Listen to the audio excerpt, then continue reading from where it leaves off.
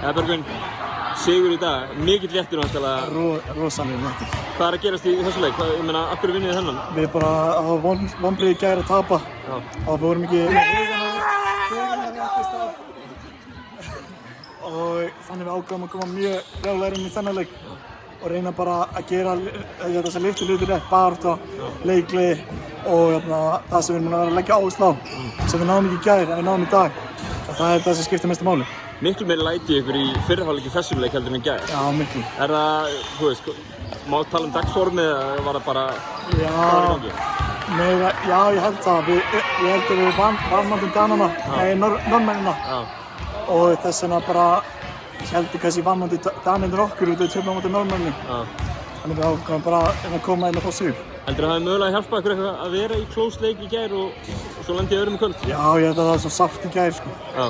Að þá voru við bara, og þá þess vegna voru við smá vanir.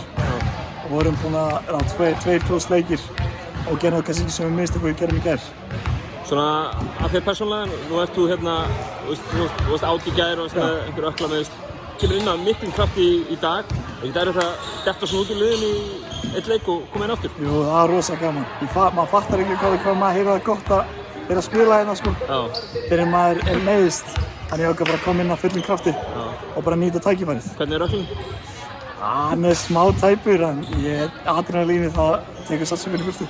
Svíðarnir á morgun, verður öklinn klár í þann leik? Við erum 100%. Við ætlum að ná í þetta brons. Ekki? Jú. Frábært, takk. Takk.